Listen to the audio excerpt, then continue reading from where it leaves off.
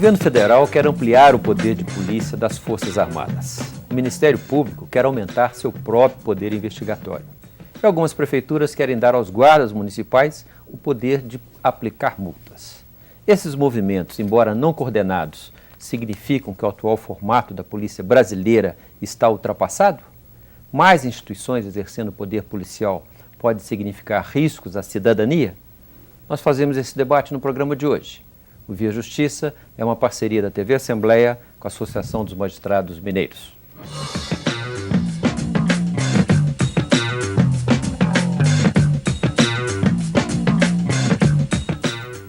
Até algum tempo atrás, a principal discussão que se fazia sobre a instituição policial no Brasil era a conveniência ou não de unificar as polícias civis e militares. Mais recentemente, algumas questões novas têm surgido, como até onde vai o poder policial das Forças Armadas e se guardas municipais têm poder para, por exemplo, aplicar multas de trânsito, papel até então reservado apenas às polícias militares. A instituição policial brasileira precisa de mudanças? O que dizem as nossas leis a esse respeito? Nós conversamos sobre isso no programa de hoje. Nossos convidados são o juiz Wenderson de Souza Lima, da Primeira Vara Civil de Ribeirão das Neves, e o advogado Felipe Martins Pinto, que é diretor adjunto do Instituto dos Advogados de Minas Gerais.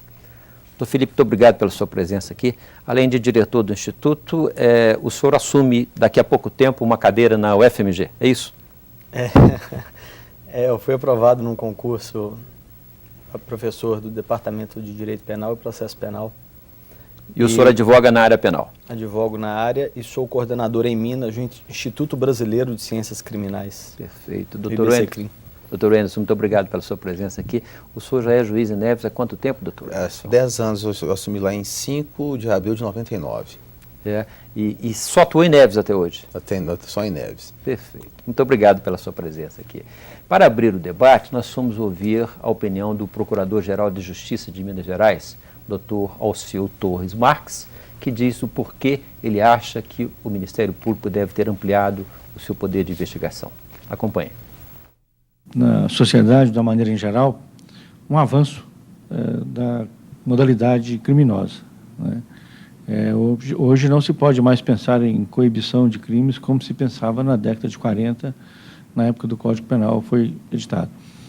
Então, o Ministério Público surgiu nesse contexto e várias situações que vêm até o Ministério Público, elas dependem da investigação do próprio Ministério Público, ou seja, pela natureza da investigação, ou seja, pela natureza das pessoas envolvidas nessa investigação.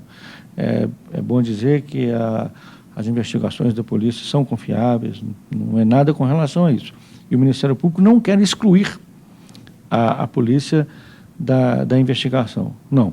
Ele quer também esse poder de investigar para que ele seja capaz de melhor instruir as suas ações, né? Fazer algumas provas que a instituição própria acha necessário. Doutor Wenderson, essa discussão sobre o poder de investigação do Ministério Público, ela já vem no Brasil há algum tempo, está inclusive atualmente no Supremo, parece que com uma sinalização positiva. Na avaliação do senhor, ela é necessária para uma boa instrução dos processos de uma maneira geral? A questão da instrução do processo, ela passa primeiro pela questão da vocação constitucional. Quem está vocacionado tanto sob aspecto funcional como sob aspecto operacional para investigar é a polícia. Há uma previsão constitucional específica em relação à Polícia Federal e às polícias civis. O Ministério Público sempre teve uma atividade subsidiária dentro da investigação. Ele pode requerer diligência, ele pode pedir determinadas providências até o juiz, quebra de sigilo telefônico, quebra de sigilo bancário. O que me preocupa é exatamente nortear o que vem a ser a investigação enquanto atividade vocacionada da polícia e o que vem a ser a atividade subsidiária do Ministério Público. Quando o Ministério Público não concorda, por exemplo, com as conclusões de um inquérito policial? Ele tem instrumentos, né? Ele tem instrumentos dentro da própria legislação processual penal para pedir ao juiz que determine ou outra providência de qualquer natureza. Agora, mas não conduziu uma outra investigação própria? Eu acho que essa investigação paralela, sendo todas duas de ordem primária, eu acho complexo, porque se elas forem divergentes, o juiz ele não está distrito, não existe relação de causalidade entre que o delibera o Ministério Público ou a polícia. O juiz está distrito à rigidez Perfeito. do processo e a garantia que o investigado tem dentro do arquétipo constitucional. Perfeito. Então, ser feito pelo Ministério Público ou ser feito pela polícia, isso é indiferente para o fim de resultado da persecução penal na fase judicial. Perfeito. Doutor Felipe, qual que é a avaliação do senhor a esse respeito? O senhor acha que precisaria mesmo se ampliar esse poder do Ministério Público? Existem experiências em outros países, como na Itália, em que isso ocorre. Mas, como premissa, se é a opção do Ministério Público, isso tem que ocorrer para todos os casos, sob pena de haver uma violação à igualdade e até mesmo à presunção de inocência. Não podemos desigualar vítimas enquanto vítimas, indiciados e acusados enquanto tal, sob pena de estarmos desigualando iguais. Uhum. Ou seja, não caberia ao Ministério escolher em quais casos ele iria ou não proceder a essa investigação?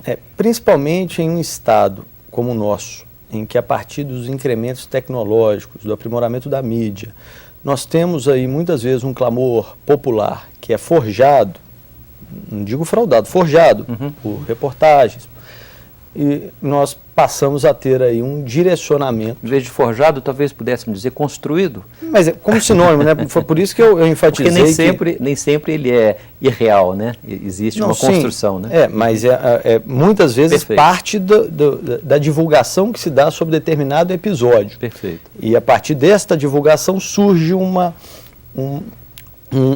mobilização popular. E quando tentam, então, escolher casos em que haja esta mobilização ou este clamor popular, eu vejo que aí nós temos um risco para princípios basilares do nosso Estado. Então, a primeira premissa é essa. Se vai investigar, então que se estabeleça um critério objetivo, que não sejam todos os casos, mas que se estabeleça um critério objetivo, porque a segurança jurídica do nosso Estado, ela se constrói a partir da existência de regras pré-positivadas, que já estejam determinadas, e que permitam com isso que o indivíduo, o cidadão, o jurisdicionado, ele promova suas escolhas de vida. Ele não pode ser colhido de surpresa com um incremento do rigor na apuração contra ele, sem que isso tenha sido estabelecido previamente. Perfeito. Falando também na ampliação de poderes de polícia, doutor Wenderson, o governo federal anuncia que deve mandar ao Congresso um projeto de lei ampliando o poder de polícia das Forças Armadas, mais especificamente da Aeronáutica e da Marinha, alegando que há situações em que a Marinha e a Aeronáutica ficam impossibilitadas de prosseguir determinadas investigações, especialmente nas áreas de fronteira e nas áreas marítimas. O senhor acha que há necessidade dessa ampliação? Não, eu acho que inclusive é um rompimento da pré-determinação constitucional. Como foi se acentuado anteriormente, o Estado ele é organizado de maneira em que cada função é previamente estabelecida, o exercício do poder do Estado é limitado pela própria legislação. O Estado não pode chegar e ter uma atividade que não seja previamente regrada. Isso é idiosincrasia. É idiosincrático o Ministério Público, por exemplo, escolher a investigação, a Marinha escolher a situação que ela vai atuar. A Polícia Federal é vocacionada para isso. Como? O artigo 144 da Constituição já fala. As polícias de fronteira, marítimas e aeroportuárias, elas são exercidas pela Polícia Federal. Se você vai aglutinar uma competência ou esvaziar a competência constitucionalmente prevista, eu sou contrário. Questões meramente operacionais, como o fato de o policial federal não estar junto com o agente da Marinha num determinado momento, não justificam a mudança na lei? Não é apenas uma mudança na lei. A lei ela estaria em confronto com a própria Constituição. Sim. Né? Porque quando o legislador, principalmente o constituinte, ele atribui competência, ele não dá uma faculdade ao agente público, ele dá um dever. Então é dever delimitado pela Constituição da Polícia Federal atuar nas questões marítimas, nas questões aeroportuárias e de fronteira. Perfeito. O que deveria ser feito, no caso, pontualmente, se houvesse necessidade, seria convênios entre a Marinha, a Aeronáutica, junto à Polícia Federal, para operações específicas conforme a necessidade. Perfeito. Não substituir a Polícia Federal. Nós vamos a um rápido intervalo e voltamos em seguida.